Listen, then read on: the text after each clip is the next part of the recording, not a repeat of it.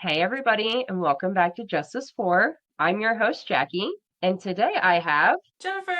yay, Sam is dealing with a family emergency today. So, Jen, our liaison, our website extraordinaire, has decided to come in and take over for her. Not really take over for her, but just still give some reactions and commentary because I'm going to just be talking to myself, and I do that enough in episodes already. Y'all don't need an entire episode of that, okay? So I'm very excited to have my sister on the episode today. We love a good sister episode up in here. And Jennifer did not get to make it to the live because she lives a billion miles away from me, and it's not fair. And although she heard some crazy rants about this episode while I was researching it, she doesn't really know much about it other than like the same popular true crime podcasts that have covered it that we've heard before. But like she's heard a million times, I've discovered so many new things in this case. And if you're at the live, you know all about that already. So, Jennifer, what do you know about the Keddie Cabin murders? I think I've heard another podcast about it, but I don't really remember a lot of it. I remember there being a lot of unanswered questions and just confusion about everything.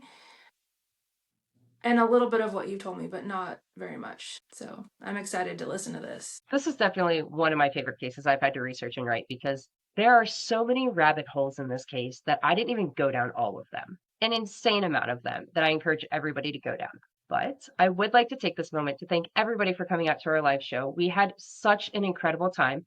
In fact, we had so much fun that we are doing another one in January at Painting with a Twist. I believe it will be at the end of January. It's going to be a Friday this time. And once we have all those details, we're going to release them on our socials and our episodes, everything. So make sure you're following us at Justice for Podcast on every platform you can find.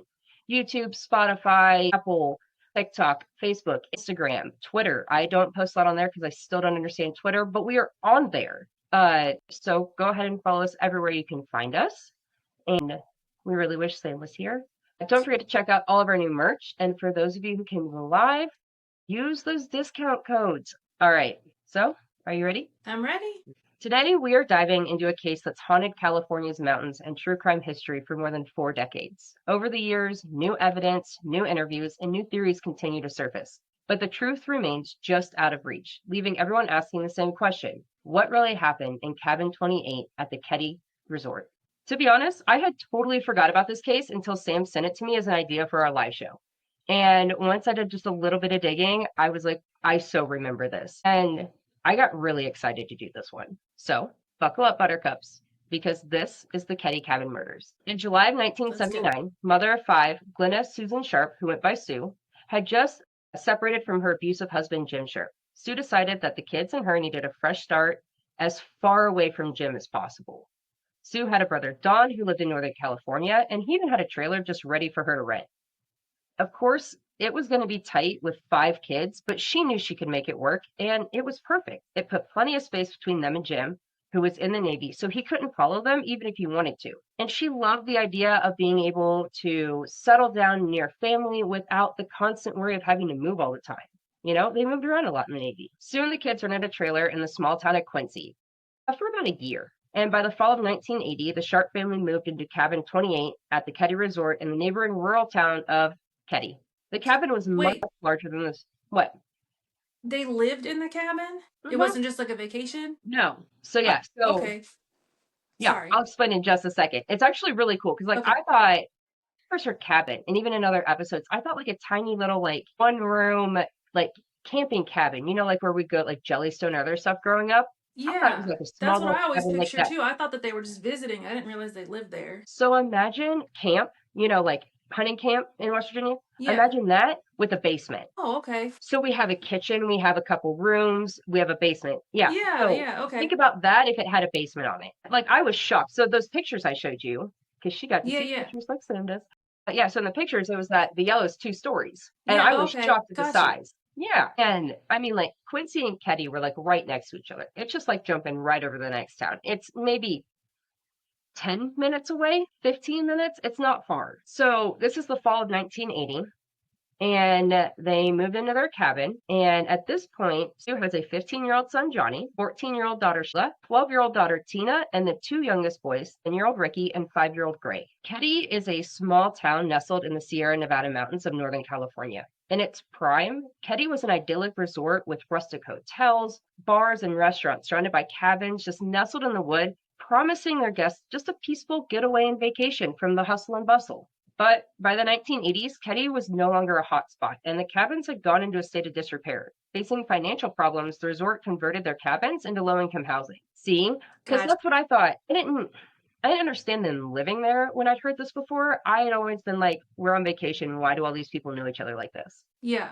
I was like, well, maybe it's like some of like the smaller campgrounds where like everybody goes there every summer and it's like the same people and like that's how they know each other. But that makes more Yeah. sense that they're low income housing and people are living there now. So, but it's also like really kind of cool because I mean, how many times when we were kids we were like, I would love to live at this campground Yeah. because we Yeah. went to really fun campgrounds. So the new residents of Keddie had a strong sense of community. They took pride in where they lived. Everyone knew everyone. Community barbecues, little league and kids sports are major events in this town. And everyone looked out for each other. Keddie was a safe community. No one really bothered to lock their doors because people would just come and go from each other's cabins. It wasn't unusual for a neighbor to just walk right in if you were home. But remember, it's the 80s. So kids did their thing and adults did their thing for the most part. And that's going to be important for some of this for you to understand why certain things were done. While the Sharp cabin wasn't in the best of conditions, it was a much larger space for the kids. The home had 3 bedrooms. The younger boys, Ricky and Greg, took a room, while Sue and Tina shared the second room. Sheila took the third room, while the oldest, Johnny, took the unfinished basement. Something to mention is that there was not a door connecting the basement to the cabin. So Johnny would have to go outside to go into the cabin. So they always had a door unlocked because who wants to mess with a key at 2 a.m. to go to the bathroom? So just keep that in mind. Mm-hmm. All the kids stayed enrolled at the schools they went to in Quincy because they weren't that far away. They joined school sports and activities, and in this year that they'd been there, they had no problem making friends. And in a very positive way, the Sharp kids quickly became well known among teachers and school staffs and residents of the resort. All the kids quickly made friends with the surrounding cabins because like it was a bunch of families. And honestly, the Sharps were just thriving in their new environment. Sue even enrolled in a federal education program that gave her money to attend classes at the local community college. Sue's classmates described her as an excellent student who worked hard and always had the top grades in class. When she wasn't working or taking college classes, she was running her kids to and from sports events, activities, she was attending games, and she never missed a game or a big event. I don't know how she did it. That is 5 kids. That's so much. Yeah, I struggle with one kid. Couldn't imagine 5. Exactly. Working and trying to do that. She was going to school and working and juggling all 5. Yeah. All in all, the move to Keddie had turned into a positive experience for the entire Sharp family, and they were pleasantly surprised at the community they had found, and Sue finally felt like she could relax and just enjoy life. Well, as much as a single mother of 5 can. Yeah. Y'all know, I would love to tell you that life continued this way for the Sharp family, but then we wouldn't be here today. So let's fast forward to the spring of 1981. Saturday, April 11th was a perfectly normal spring day. Around 11:30 a.m., Sue, Sheila, and Greg drove to Gainsner Field in Quincy to pick up Ricky from baseball tryouts. On the way home, they happened upon Johnny and his friend Dana Wingate hitchhiking at the mouth of the canyon from Quincy to Keddie. Something Sue had told Johnny not to do like a million times, but being a teenager, Johnny just usually ignored his mom and did it anyway. So Sue, of course, gave them a ride back to Keddie. But a few hours after getting home around 3:30 p.m., Johnny and Dana decided to head back to Quincy. Sue warned them not to hitchhike. So naturally, they hitchhiked back down to downtown Quincy to hang out with friends, which is what they did for the evening. Because, like, what teenager in the 80s was going to listen to their mom to not hitchhike like 15 minutes to another town? Yeah. Meanwhile, back in Keddie at the Sharp cabin, Sheila made plans to spend the night with her best friend, Alyssa Seabolt. And the Seabolts lived in cabin 27, which was adjacent to the Sharp cabin, less than 50 feet away. Ricky and Greg were having their own sleepover with Justin Easton, who lived in a nearby cabin with his mom, Marilyn, and his stepdad, Marty Spart. Tina was already hanging out and watching TV at the Seabolt cabin because her best friend was Alyssa's little sister. And Sheila arrived around 8 p.m., sent Tina home to go and do the dishes, and then Tina came back to the Seabolt cabin and kept watching TV with her best friend and Alyssa and Sheila. But Tina didn't want to spend the night that night, so she went home around 9:30. And when Tina got home, Sue was watching TV in the living room, and Ricky, Greg, and Justin were in the boys' room laying down for bed watching Love Boat. Around this same time, Johnny and Dana had left a party and were seen in downtown Quincy attempting to hitchhike home. Around 8 a.m., Sheila left the Seabolt cabin and headed to her cabin, which let me remind you, is less than 50 feet away. Sheila opened the unlocked front door to cabin 28, and she was greeted by a scene straight out of a horror movie. Sheila stood just inside the doorway, frozen with fear, as she slowly scanned the room. She saw bodies covered in blood, tied up with tape and electrical wires. But she couldn't make out who they were. There was blood on the walls, and things were broken in a bit of disarray. And that's when she spots a knife and a hammer covered in blood, causing Sheila's fight or flight response to kick in, dropping her things before running out of the cabin back to the Seabolt, screaming for help. When she reaches the Seabolt, she tells them they're dead, and she starts asking where her mom is. So the Seabolts send their oldest son, Jamie, over to the cabin to see what's going on, while they stayed behind with Sheila to call the police. Not gonna lie, them sending their teenage son alone over to this cabin after Sheila comes running back saying they're dead, I'm not understanding this 80s parenting here. Yeah, me either. Send an adult. Send a man, like a grown man. Like, what if somebody's still there? Right? Like, So, what?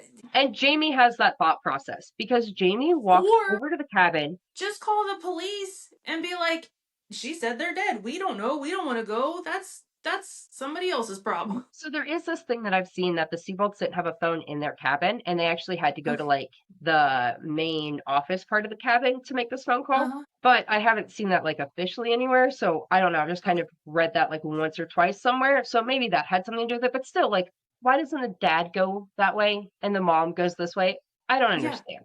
Yeah. So Jamie walks over to the cabin, and he has more sense than the adults do in his life because he doesn't go to the front door. Instead, he walks around to the back where the boys' bedroom is. He looks into the window, and he is absolutely relieved to see all three boys, Ricky, Greg, and Justin, are in bed asleep peacefully. So he quietly opens the window and gets the boys out so they don't have to see whatever Sheila saw in that front room. Oh, thank goodness. Sue's brother Don rushed to the cabin from Quincy, arriving just after the sheriff did. And since Sheila wasn't sure who was in the living room, and the sheriff definitely didn't want her going back in there, Don took it upon himself to help them identify the bodies. And this was very hard on Don. Sheila recalls it taking him a few times going in and out of the cabin to make sure who it was. However, Don was positive that the bodies inside cabin 28 were his sister Sue Sharp, his nephew Johnny Sharp, and his friend Dana Wingate.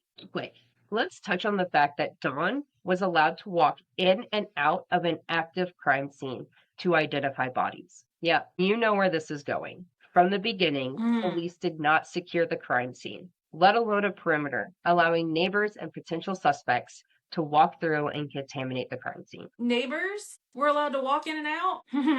Lovely. Yeah. Columbus County Sheriff and investigators were in total disbelief of what they were seeing. They had never seen anything like this before, so they decided to contact the California Department of Justice for assistance. Deputy Kilmet was one of the first to arrive on the scene. He reported that there was blood everywhere, on the walls, the furniture, the ceilings, the doors, on the bottoms of Sue's bare feet, and on the bottom of the boys' shoes. There was a small amount of blood on the bedding in Sue's room, which was just off the living room. And there were knife marks in the wall, like somebody was stabbing the knife randomly into the wall in different spots. The murders of Sue, Johnny, and Dana were especially vicious. Sue was discovered partially covered with a blanket lying on her side near the living room sofa, nude from the waist down, and gagged with a blue bandana and her own underwear, which had been secured with medical tape. She had been stabbed in the chest, and her throat was stabbed horizontally, the wound passing through her larynx and nicking her spine. And on the side of her head was an imprint matching the butt of a Daisy 880 Powerline BB pellet rifle. Johnny was laying closest to the front door, face up. His hands were covered in blood, and he had medical tape binding his wrists. An electrical cord was wrapped around his ankles. His throat was slashed as well as having multiple head injuries. Dana Wingate was lying on his stomach next to Johnny. He was also bound with medical tape, and his feet were bound with the same electrical cord as Johnny's, so the two were actually connected to one another. However, Dana was manually strangled to death, and he also had multiple head injuries. Johnny and Dana both suffered blunt force trauma to their heads caused by one or more hammers. The electrical cords found on their bodies were from inside the cabin. Autopsies determined that Sue and Johnny died from the knife wounds and blunt force trauma, and Dana died from asphyxiation. All the victims had defensive wounds, indicating they all fought back. But Sue had more defensive wounds, believing she was in a struggle for a lot longer than Johnny and Dana. It's also unknown if Sue had been sexually assaulted. There's a heavy assumption that she was based off how she was found. but it has never been confirmed or released or anything. Did they just not like have the testing back then to do that, or we just don't know? So, unfortunately, there was a lot of mishandling of crucial evidence from the very beginning. Some of it included DNA and blood samples being misplaced or never tested, or if they were tested, they just weren't recorded. So I don't know. I don't know. It's not mentioned in any of our autopsies, and it's like I'm wondering if it's like the time as well that Yeah. like it was a bunch of men and they didn't really like want to touch on this. Yeah. So very much like a case that you have been complaining to me about all week long about not doing a rape kit because she was on her period. I'm Yeah. kind of feeling like this is a similar vibe here, you know? Me too, me too. So it should be no surprise that the toxicology report was never released. But according to the Oh. Plymouth sheriff and Sheila Sharp, the toxicology report was negative for drugs and alcohol. This is something that has been questioned over the years because Johnny and Dana were known to drink and they were at a party in Quincy that night, and it was the 80s. Then there's the rumors that the boys like to experiment with drugs, and I don't put a lot of weight into that rumor because it goes hand in hand with the narrative that Dana Wingate was in foster care and a troublemaker, when in fact, Dana actually lived at home with his parents in Quincy near the baseball field that Ricky had tryouts at that day. So that narrative is in almost everything I've researched and read. I had to dig to find the actual version of that. And we will get into it later about why that narrative is around, but I really Okay. want to clear that up. And your face is confused because you remember that narrative. Well, no, I'm really pissed off having like working with kids in foster care that's the immediate narrative of like he was in foster care, he was drinking and drugs because that's what kids in foster care do, but then like he wasn't even in foster care. So like you're trying to paint him out as a bad kid. He's at home with his parents. Like Yeah. which I mean he could be just as bad of a kid living at home with his parents and be drinking and whatever. I don't know. That's just wild to me that that was his story and his parents or somebody didn't fight harder to be like, dude, he's not in foster care. He lives with us. We lost a child. They did, but the narrative took over Okay. because the police That's wild to encouraged me. it. So without the toxicology report being released, we have to go off what the Plumas County Sheriff and Sheila say, which is why I believe there's so much focus and speculation from the public on the toxicology report. I feel like that also plays in to Dana because like that's not getting released and like his story is so buried that I feel like it all plays off each other. Yeah. Police found 2 bloody knives and 1 hammer in the living room. Blood splatter evidence was only found inside the house, indicating that the murders had all taken place in the living room. All the evidence was pointing to a fight or struggle where Johnny was trying to protect his mom. It was also determined that there had to be at least 2 attackers. It just wasn't possible for one person to be able to subdue all 3 of them, leading police to believe a hammer was missing, which the autopsy would later confirm. This was not a quick murder. The killers were not in and out in minutes. There was no sign of forced entry, which shouldn't be surprising considering no one locked their cabins. What was surprising, though, was the phone was found off the hook. All the lights in the cabin were shut off, and the drapes were closed. By the afternoon, it was becoming very clear to detectives and investigators that there was no way all this happened without anyone in the cabin hearing it. So they decided it was time to talk to the kids who were home that night. Ricky, Greg, and Justin said they didn't hear anything or wake up until Jamie came into the bedroom window to wake them up.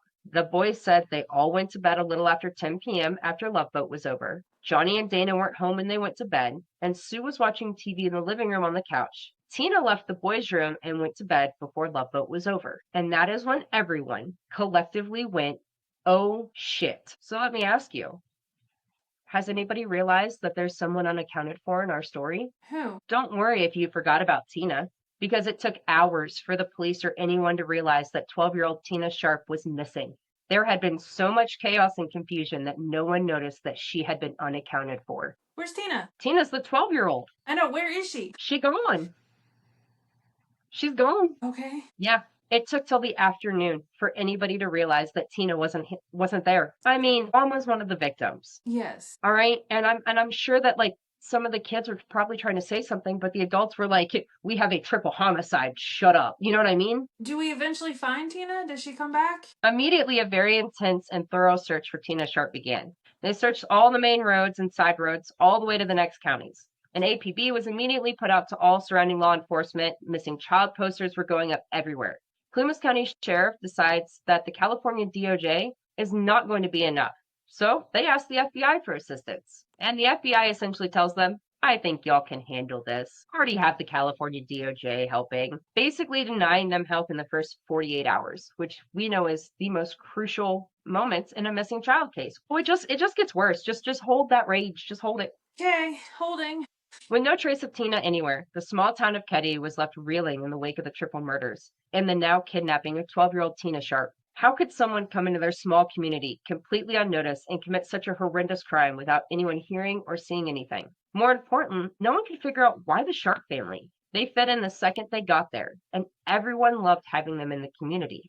Or did they? Wait, I have a question. Yeah. Okay.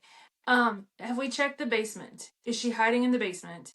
Oh yeah, they have And checked everywhere. They even used dogs. have they found Dad, who they were running from? We just not If there you give yet? me I two need to hold my paragraphs, thoughts.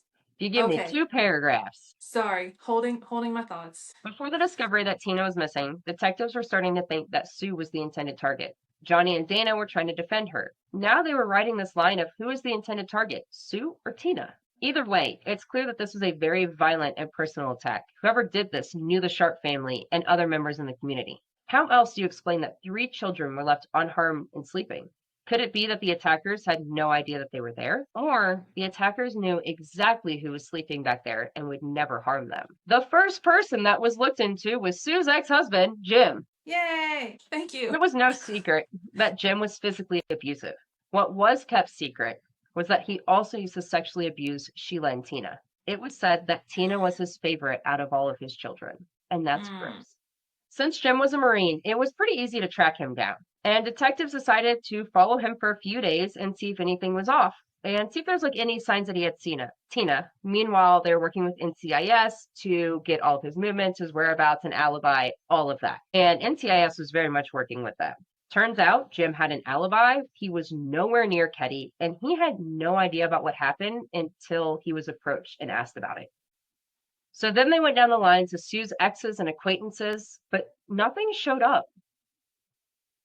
Detectives started leaning towards Tina being the target instead of Sue. Quickly, they discovered Joel Lipsey, who was Tina's teacher at Quincy Elementary School and had quite the infatuation with Tina. Detectives found a picture of Tina on Joel's desk in his classroom, as well as a framed picture of Tina in his house. Joel had, yeah, that's gross. Why? Joel had huh? I'm just why? Why? Why? Yeah, why? Yeah. Joel had a solid alibi. He was at the local bar in Keddie called the Back Door all night long. Even with an alibi, the town was full of rumors that Joel took Tina. Not long after this, Joel moved out of Keddie, where he eventually gets arrested for charges involving a child.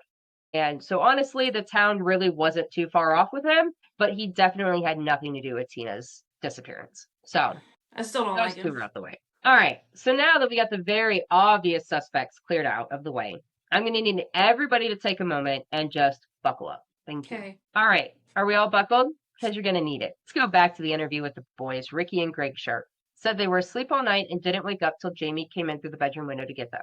Justin Easton, on the other hand, his account keeps changing with each conversation. Initially, Justin told detectives they went to bed around 10 p.m. after Love Boat ended.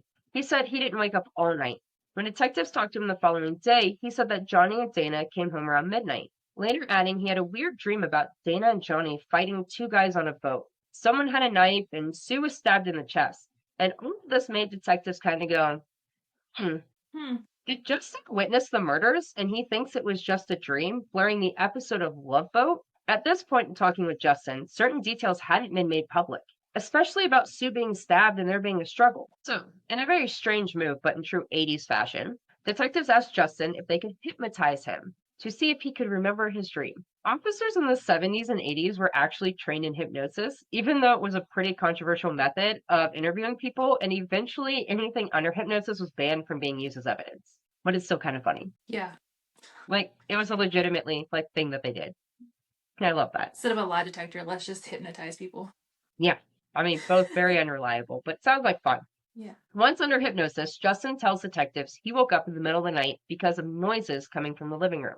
Ricky and Greg were still asleep, so he went to investigate the sounds. That's when he saw Sue with 2 men. When asked what the men looked like, Justin described one man with short hair and a mustache wearing sunglasses with gold frames. The other man had long hair but was clean shaven and also wearing sunglasses with gold frames. Justin goes on to tell them that when Johnny and Dana came in through the front door, they began arguing with the men, which turned into a fight. During the fight, Tina walked into the living room. One of the men picked up Tina and took her out the back door of the cabin. At this point, the FBI has involved themselves in only what I can describe as a hands-off capacity. But still there, the California DOJ is offering their resources. With all of this at the Plumas County Sheriff's disposal, they decided to use a sketch artist who has zero art experience or any training in forensic sketching, just a volunteer who helps out at the Sheriff's Department. Why they decided to use this man is beyond me and half the detectives who talk about this case, but they did, and here are the sketches they came up with. Even though they weren't the best, both sketches were released to the press with the following description. Both men are in their late to early 30s, with one man being between 5'11" and 6'2", with dark blonde hair, and the other man was between 5'6" and 5'10", with black greased hair, both wearing gold-framed sunglasses. What the public didn't know was that as soon as detectives saw the sketches and the descriptions that went with them, it didn't take them long to realize that the two men Justin claimed to have seen looked a lot like Justin's stepdad, Marty Smart, and his friend John Bo Bobade, who was currently crashing on Marty's couch. Okay. Marty Smart was a Vietnam veteran with some untreated PTSD, to say the least. He wasn't a very nice guy. His explosive temper made him prone to violent outbursts. He was known to be very aggressive with people, and he was physically abusive to Justin and Marilyn. He even tried to run them over with his car once. So, real great guy. One more thing. According to Sheila, it was no secret that Marty did not like Johnny. She figured it was because he was a teenager who could have a bit of a smart mouth sometime. But he was a teenager in the 80s. Who didn't? The month prior to the murders, Marty went to the VA hospital in Reno, Nevada to get treatment for his PTSD. This is where he met John Bobade, who I'm going to refer to as Bo from here on out. Bo was a career criminal and rumored hitman. Convicted of bank robberies among other crimes, he was being treated at the VA for a recent suicide attempt. Marty and Bo really bonded during their time at the hospital, leading to Marty offering Bo a place to stay with him at his cabin in Keddie, just weeks before the murders occurred. Convenient. Right? It's alleged that Sue Sharp turned down Bo's advances just days before the murders occurred. With Marty and Bo quickly becoming persons of interest in the investigation, the California DOJ decides to send some agents to help with the interviews. And to everyone's surprise, they send 2 agents from their organized crime unit, which is okay, great. But I don't think a triple murder and a kidnapping really classify for that. I mean, what do I know? No. Marty and Bo give some weird-ass interviews. So before we get into those, we're going to talk about Marilyn's interview to give a better timeline of their evening, even though she is interviewed well after they are, so keep that in mind. Marilyn said that evening, Bo dressed up in a light gray 3-piece suit and Marty in a dark green 3-piece suit. They both wore sunglasses. She said that Marty started wearing sunglasses everywhere when Bo came around. They both did. They headed out to the backdoor bar in Keddie, and Marty and Bo were on the hunt for a girl for Bo. So they stopped by and asked Sue if she wanted to join them for a drink, and Sue declined since she had a house full of kids. Marilyn said they left the bar around 12:30 or 1 a.m. because the bar owner's wife changed the music, and it pissed off Marty and Bo so much that they just had to go home and leave. And Marilyn was totally okay with this because she was tired and wanted to go home anyway. Once at home, Marilyn put on a movie, and Marty called the bar to complain about the music being changed because he was just so mad about this. But then Bo decided he wanted to go back to the bar. You know, the bar that just pissed them off so much that they had to leave. But Marty wanted to calm down for a bit. So after about 15 minutes, they headed back to the bar and went to bed. And she never heard them come into the house that night. But when she woke up, Marty was next to her in bed. Bo was on the couch. But she did say she never saw those 3-piece suits again. Now, I would like to say that there is a lot of different versions of this evening out there. They came back, they changed all those 3-piece suits into something else. They went out that night in one outfit, and when they came home at 1 a.m., they changed into the 3-piece suits, and then they went back out. Reading through Marty and Bo's transcript and reading through Marilyn's transcript, it does not say they changed clothes. Marilyn just talks about how weird it was that they decided to wear 3-piece suits out. Let me tell you, this would be like somebody putting on a 3-piece suit and going into like Summersville to the bar. Or like going to the tractor that's bar. What I was thinking. Like, let's put on a 3-piece suit and go to the tractor bar. It is the exact vibe of putting on a 3-piece suit and going to the tractor bar. And like, so that's how weird it is. So I don't know. Are we like trying to make ourselves stick out and be remembered by being really loud and yelling over the music at the bar, then calling back so you have an alibi at home. Like, it just feels like a lot of effort to let Yeah. people know where you are all the time. You know what I mean? Yeah. It's To just, it's a make sure that very, people saw you. yes, and let's wear something that stands out and let's get mad over something and have to call back and yell about, I don't know, it just feels Yeah. weird. Yeah, it does. So Feels now, very showboaty. yes, very showboaty. That's a great word for this. Little love boat action there.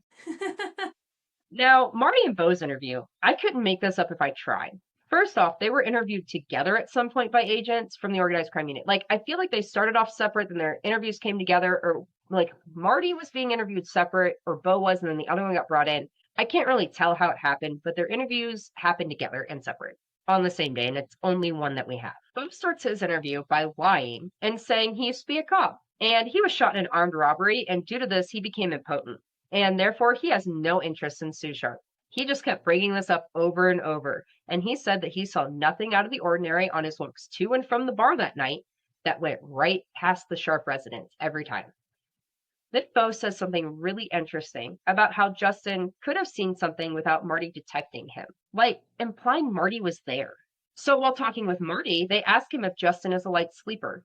And Marty also brings up that Justin could have been there without him detecting him, similar to what Bo said in his interview. And then randomly, Marty goes, "So I heard there was a hammer used in the murders. And so happened to be missing a blue hammer from my house. It went missing before those murders happened." Just offered that up. We're on the random topic of random things Marty just casually offers up in his interview. I quote, "It's overkill, you know? For one, if I was going to kill somebody, I'd go in, blam, blam, blam, and get going. I mean, there is no sense in going further than that. You go in, you do what has to be done, make sure the job is done right, and get going. There would be no sense in beating them or mutilating them or anything like that. A person that would go for that, why didn't they hurt those other kids? Maybe he didn't know they were there. Maybe he didn't think to look in that bedroom. But if I want to kill somebody, I'm going to check the whole house, right?" End of quote. Agent Bradley responded, "Yeah, I would imagine. But then, of course, we've got other factors involved. We got the girl missing. Why did they snatch the girl?" Marty, like a dumbass, responds, quote, "I was thinking, okay, I know this girl is the father's favorite kid who I've never met. This is what I've heard from a few conversations, that he's supposed to be in Connecticut. Well, maybe the boys tried to stop him, so he had to take them out too, or maybe the boys walked in on something and he took them out because of that. But before they realized who it was, we entertained the thought that maybe it was Dana that did it, because he is supposed to be mentally disturbed. Both the boys were experimenting with drugs. This is a known fact." End quote. Okay. Which led Marty into telling them all about how he thought Johnny and Dana were on drugs and dealing drugs, and they were no good. You get the idea. So needless to say, the entire narrative around Dana Wingate is because of Marty's interviews. Marty goes on a lot more about Dana and Johnny and how they were into the drug and the party scene, and they had to have something to do with this and all that. And because Marty's interviews were so focused on, a big narrative went running from that. So that's why we have that narrative, regardless of what Dana's family's saying. Yeah. Both men went on to give descriptions of sketchy guys in the bar that night and that they saw around town supposedly, but no one else saw anyone with these descriptions that they gave. They both told them that they arrived back at the bar that night about 15 to 30 minutes before close, had another drink or two, and then just went home. Unfortunately, police were satisfied with these interviews and concluded that Marty and Bo weren't involved at all and let them leave. Even though he was like, "Oh yeah, I'm missing a hammer," And exactly how he would have done it, and knew all the other things that were coming out later in the investigation. that hadn't been released and stuff. There was so much focus on Tina being missing and where she could be that it seemed like the investigation of the murders were being put on the back burner. Meanwhile, Bo and Marty pack up and leave town. There was no search or investigation into the hammer Marty claimed was missing. By May, the case seems to go cold, and the community is pissed that they just stopped investigating Marty and Bo, causing rumors to swirl that the sheriff is covering for his buddy Marty, or possibly a bigger cover-up involving Bo being an informant. Even with all the public outrage, weeks turned into months, which turned into years, with no new leads, no signs, no new information. The public, however, was keeping the case alive on anniversaries and birthdays. That is crazy. And we still don't know where Tina is? April 1984, almost 3 years to the day that Tina Sharp went missing. About 60 miles away from Keddie and Feather Falls, a man is out looking for cans and bottles when he accidentally stepped on a human skull. The rest of the remains were found scattered in the area. After months of no identity being released for the remains, an anonymous call came into the sheriff's department saying the remains belonged to Tina Sharp. What? The dispatcher tells the guy, "No, we actually identified those as a 10-year-old boy." And the guy, kind of confused, goes, Are you sure? I figured it was her." And like, it's definitely a weird phone call, because this guy, like, the dispatcher is like, "No, it's just not reported yet. It's off the record." Like, I don't know why this dispatcher is so confident and being like, "Yeah, we've already identified that." And he's just like, he kind of, in almost something he wants to be like, "I think you're wrong. I think it is her." I feel like he wanted to be like, no, I know it's her because I put her there. Yes. You're wrong. Like, that's the vibe you get. And I wish I could play this call for you guys, because it's been played on other podcasts, but it is extremely hard to hear, and I can't find an original clip of it that's not somewhere else. However, this information was not relayed to the Plumas County Sheriff. Eventually, through dental records, it was determined that the remains did in fact belong to Tina Sharp. However, her remains were too decomposed to get a cause of death or any forensics off of her. So that dispatcher just decided, this dude's wrong. I'm not going to share this call with anybody to like help speed this up. So do you remember that part that I said there was just a lot of stuff that got not recorded or thrown to the side? This is one of those Just things. remember that. We're gonna come back to this call again. Okay. We're gonna come back to it. But yes, you're having a good thought here. Cool. So while Tina was finally brought home to rest next to her mother and brother, the case remained cold, and it seemed as if the police department wasn't concerned with solving it. Sheila was losing faith that she would ever get answers to what happened that night. And when Bo dies in 1988, Sheila lost even more hope. In the following years, people would claim the murders were the workings of this serial killer or that serial killer, but none have ever been investigated. It's all just online detectives trying to make a connection. Then, in 2000, Marty Smart dies, and with him also dies Sheila's hope of ever finding out the truth or getting justice for her family. That is until 2013, when the new sheriff assigns detectives to go back through the case and evidence and take a new look at it. He remembered working the case in his early days as a new police officer. He never forgot it and always wanted to come back to it, but he was always told to stay away from it. Remember how I said a couple minutes ago, and then like 20 minutes ago, that we would come back to the evidence not being recorded or misplaced or not mentioned?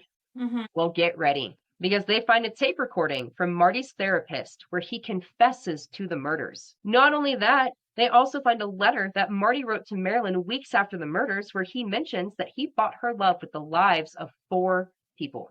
And that should be enough. Exact quote from that letter. They sent the letter for DNA testing and fingerprints. The DNA under the stamp matched Marty's. He wrote it, he sent it. The biggest find was possibly the tape which had the 911 call on it regarding Tina's remains. Turns out the info was turned over to Plumas County. It just ended up in the bottom of an evidence box, unlogged along with everything we just mentioned. Found at the bottom of evidence boxes, never cataloged or examined. The sheriff was having a harder and harder time trying to believe that this was just a case of bad police work. There was just so much evidence that was outright ignored. While going back through the interviews, they discover that in Marilyn's interview, she says that Bo told her what to say to them after his interview, and that Marty hated Johnny and wanted to teach him a lesson, and he was always calling Tina, Sheila, and Sue whores. Her interview also mentions that while at the bar that night, Bo kept saying he wanted to kill someone. Not specifically, just that he wanted to kill someone. When Marilyn was asked if she thought Marty and Bo were capable of committing the murders, she said yes. She believed they were involved, and she couldn't explain it. It was just a feeling. She knew they had something to do with it. Wait, he wrote Marilyn a letter, and then she's like, I don't know, maybe they probably could have done it. Yeah, like, well, she knew like the day after, like she left that house the next day, and she refused to go back into her house after that, because they asked her about the suits and stuff, and she was like, I don't know, like I didn't see them anymore. And they were like, she was like, well, did you go through the rest of your house? She goes, I'm not going back in there. Like she knew. She's Just terrified had of this them. feeling. Yes, well, and then they left after a little bit. So yeah, just absolutely crazy, because Marilyn, okay, so Marty and Bo's interview took place so the murders happened on like the 11th. Their interviews were like on the 17th or something, like, or like the, well, I think their interviews like 13th through the 17th, somewhere in there. And Marilyn's interviews were like the 21st, or like somewhere between 21st and 24th. So that's different. So the cops are hearing this after they've already cleared Marty and Bo are probably gone. Yeah. Because it was a couple weeks later that they sent those letters from Reno. Okay. So all of this prompted the sheriff to make the website Keddie 28 to share all the info about the case in an effort to get help solving the case. Much to my disappointment, this website is currently inactive. Mm. Much like what happened in Maggie Long's case with the task force website. Luckily, though, a lot of people took pictures and info from it, so I have seen a lot of what was on the website, and in turn, so have y'all, with the pictures that I've been showing you. All of this leads us to 2016, when a guy was out metal detecting around Lake Keddie, and he found a hammer in the lake, took a look at it, and threw it back. Then later that day, he was online and stumbled across the Keddie 28 website and realized that he may have found the missing hammer. So he calls the Plumas County Sheriff and lets them know what happened. Police go out and find the hammer.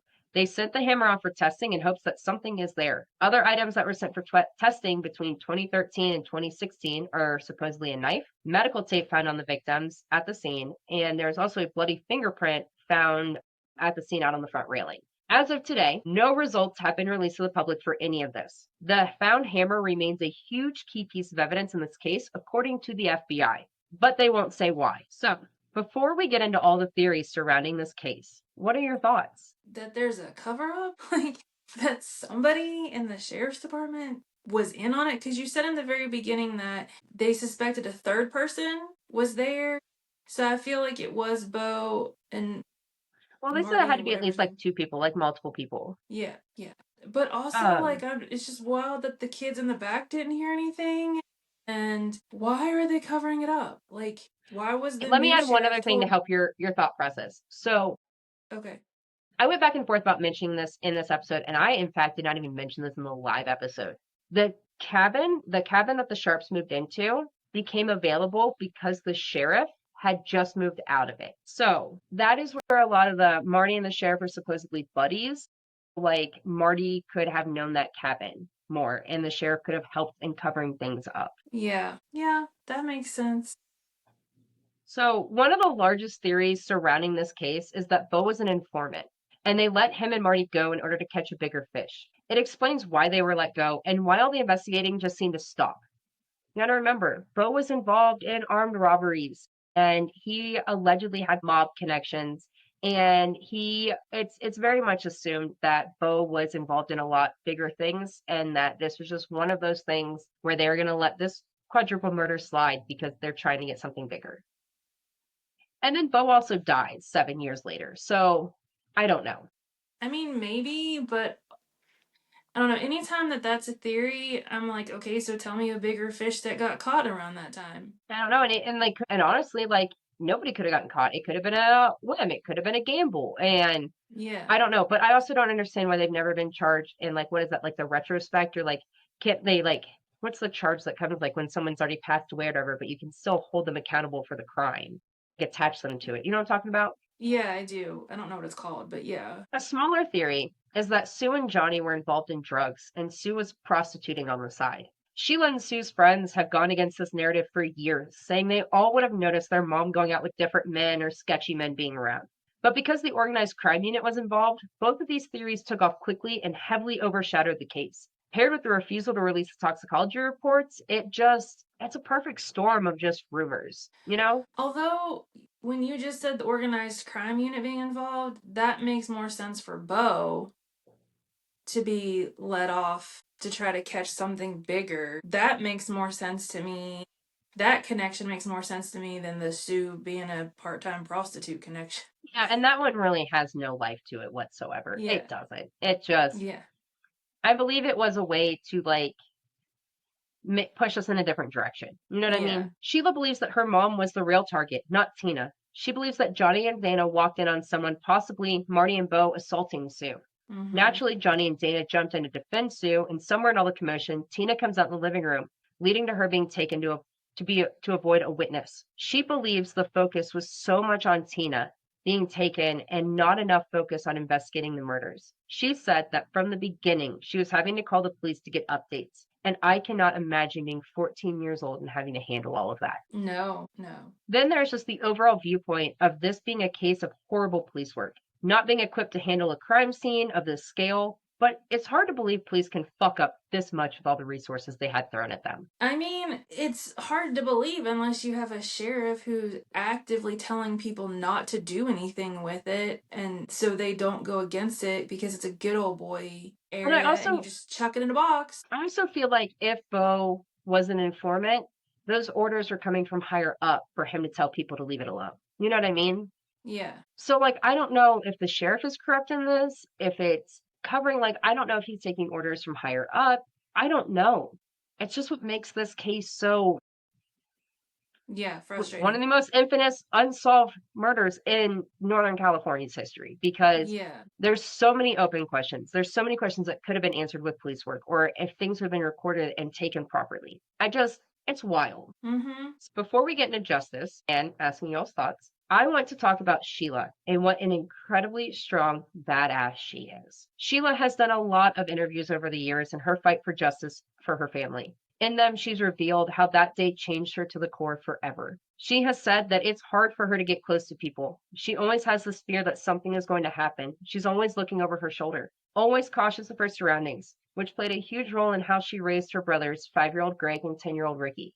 I quote, "We sheltered them. I became their mother, and it's hard for me to step back and be a sister, because that's what I am. I'm their sister. I'm not their mother. And they need to make their own choices." Sheila goes on to credit the memory of her mother's compassion as a guide that she has tried to follow, trying to raise them the way her mom raised her, saying, "Mom was very caring, and that's how I've always been with them." Sheila's in her 50s now, a married mother of 3 and a grandmother of 2. Every day Mm-hmm. she carries the weight of finding justice for her family and Dana. Greg and Ricky were awarded only a moment of bliss after escaping the abuse of their father before their mother was tragically taken from them. So it's no surprise they have chosen to live private lives. So not much is known about them. But they joined Sheila in a united fight for justice for their mom, brother, and sister. Dana Wingate's parents have been put through absolute hell during all of this, almost being forgotten. They are hardly mentioned in anything, and most of the reporting on them and Dana is flat out wrong. So much so that in my own research is when I learned he wasn't in foster care like I've told you guys. He was living at home and he had a good life. I still have no idea where the narrative of him being a party boy who experimented with drugs came from other than Marty's interviews. It's the only place I can find that this is where it came from because everybody else who knew Dana had a different experience. I don't get it. I feel like that Johnny? was Marty's. That was just their story that they concocted to get all the attention off of them. Yes, and I agree with you. And you can just tell with that and how much they focus on Johnny. Like, Marty did not like Johnny, Yeah. did it, and didn't like the Sharp family. And I mean, he had his own issues, but I'm just like, why? Why? It's just so shitty for the Wingates. You Yeah. know, Johnny, Dana, Sheila, Tina, Justin, Ricky, and Greg were all really good kids who could, of course, be kids and teenagers at times, mouthing off and running amok. They went to school, played sports, and they were involved in so many activities. They definitely don't deserve the negative narrative that has been swirling around them for all these years. There is so much out there on this case. It's hard to not fall down multiple rabbit holes. I thought I knew this case before I began my own research for this episode. And the more you search, the more you find. It's almost never ending. So I encourage you to go down a rabbit hole or 2 or 10 of your own about the Keddie Cabin murders. Tell me what you find. I want to know the new rabbit holes to go down. I will say that in our live show, um, one person had actually heard of these before. Talk to me about the Seabolts a little bit. I did not put in here the amount of time and energy focused on the Seabolt family by police. I mean, they absolutely grilled this family to no end about being Mm-hmm. involved in this because Tina and Sheila had been at the house that night. And Yeah. it's outrageous. It's absurd. Everything you hear on the Seabolts and that investigation and that focus, I left it out because there was already so many players in this. I wasn't going to add that to it. And because it's another rabbit hole, is what it is. Yeah. The other point of contention that I am wondering if any of you listeners at home were yelling at me throughout this whole episode, because my mother in law finally yelled it at me in the live episode after I said it about 10 times. Love Boat. There is a controversy over this, okay? It is heavily debated what time Love Boat was on and what time Fantasy Island was on. Because Ricky, Greg, and Justin say they went to bed at 10 o'clock after Love Boat ended, but there are people out there who say that is when Fantasy Island ended and not Love Boat. So I don't know if it is a time zone issue. I don't know if it was one of those fluke Saturday nights where they double played something, a back-to-back feature. It was something got played out of order. Something wasn't queued up right. It was the 80s. We're not streaming. So any of you yelling at me at home about that, I was going to address it. So the live was great because I was hoping somebody was going to point that out. I didn't want to put it in here because I was born in 1991. I don't know what order Love Boat and Fantasy Island came on. I don't think I've ever watched either one of these shows. Me So, neither. yeah, that's a whole thing in there. But like I said, there's just so much to this case. There's so many different rabbit holes or viewpoints. And I really want to hear what you guys think. So here's the question of all questions. Do we have justice for Sue, Johnny, Tina, and Dana? No. No. The answer is no. It's No. no. Do you think we will ever get justice? Does anybody out there have any theories that we haven't touched on? And if you have already heard of this case, was there anything new you learned? Or was there anything that you would like to tweak that I said? I would love to hear about it. If you have any info about the Keddie Cabin murders, please call 530-283-6375. Who knows? Share this episode. Share it with all your friends, your people. You don't know who knows who or who could hear this and hear something and be like, oh my gosh, this fits into here. I know about this. I saw Tina. So, because it is not known if Tina was murdered at the cabin, in the cabin, outside the cabin, at the place she was found, somewhere else. It's not determined. So yeah, that's our episode today. I hope you guys enjoyed it. Once again, check out our merch. We have so much awesome, cool stuff. There's always free shipping. It is on our website, justice4podcast.com. If you'd like to submit a case, this is who you're submitting a case to. And she goes through and gathers everything up for us and puts it in a folder, and we go through it. Remember, we are at Justice4Podcast on everything. Instagram, TikTok, Facebook, Spotify, Apple, YouTube. Find us. We are linked in the show notes below. We are having another live show in January. We're so excited about it. It is going to be a Friday night this time. It's going to be at the end. Make sure you come. We do giveaways. We have swag bags. We have merch for sale. I mean, we just had merch for sale, sold out of 6 hoodies. Way to go. Love you all. Let us know what merch you want to us to have at the next show. This one we had pullover and zip-up hoodies. You want some t-shirts? What you want?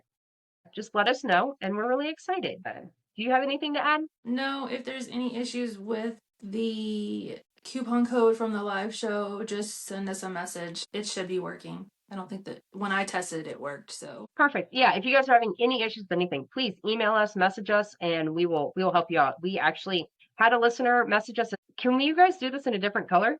And we did. Now there's 7 different colors of that pullover crew neck, by the way, for you guys. So go check it out. Let us know. We'll help you. We'll design whatever you want up. If there's something we don't have and you're thinking of a cool design, let us know. We'd love to do it. Or if there's any like resources you want added to our webpage, let us know. We actually had this really cool like school group reach out to us with some resources, some links for resources that were actually really cool, and I added them to the page, so I thought that was really, really interesting for us. Yeah, I definitely love to see it. We do have people reach out about resources here and there. So yeah, please reach out to us if you're a company or you're with a foundation. Yeah. That is? Yeah. Any of those, and you want us to have your resources on our page or share something. I know in the past we have teamed up with Love is Respect during October for some campaigns like that, and we are always about joining things like that. So that was our episode today, guys. I know it looked a little different, sounded a little different without Sam, but you got a sister episode. You did. Yay, I love having my thanks for sister having here. me. It was It's fun. wonderful. Hey, she actually gets to be here instead of talking to me before and after I record with my day, because that's what I do. All right, are you ready to do the thing with me? I'll try. All right, guys, Sam usually does this, so bear with me. All right, have a wonderful day. Don't kill people. Lock your doors. And keep track of your younger siblings, please. Okay, love you. Bye. Bye. It's okay. We'll get her there eventually, guys. Have a wonderful day.